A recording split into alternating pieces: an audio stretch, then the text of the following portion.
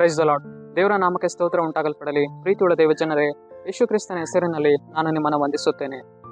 ಯೋಬ 42ನೇ ಅಧ್ಯಾಯ 10ನೇ ವಚನದಲ್ಲಿ ವಾಕ್ಯ ಈ ರೀತಿಯಾಗಿ ಬರೆಯಲ್ಪಟ್ಟಿದೆ. ಅವನ ದುಸ್ಥಿತಿಯನ್ನು ಹೋಗಲಾಡಿಸಿ ಅವನ ಸೊತ್ತನ್ನು ಮೊದಲಿಗಿಂತ 2ರಷ್ಟಾಗಿ ಹೆಚ್ಚಿಸಿದನು ಎಂದು ವಚನ ಬರೆಯಲ್ಪಟ್ಟಿದೆ.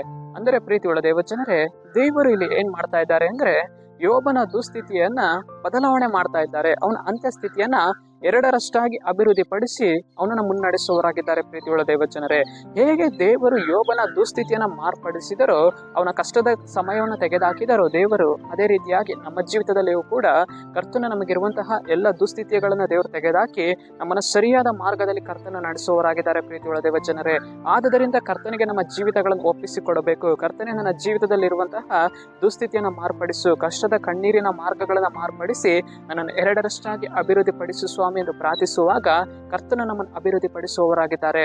ಸರಿ, ನಾವು ಪ್ರಾರ್ಥಿಸೋಣ. ಅಪ್ಪ ಕರ್ತನೆ, ನಿನ್ಗೆ ಸ್ತೋತ್ರ. ಈ ವಾಕ್ಯ ಭಾಗ ಸಂದೇಶವನ್ನ ನೋಡ್ತಾ ಇರುವ ಜನಗಳು ನೀನು ಸಂಧಿಸು.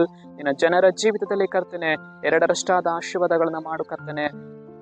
ನಜರೇತಿನ ಯೇಸುವಿನ ನಾಮದಲ್ಲಿ ತಂದೆಯೇ, ಆಮೇನ್.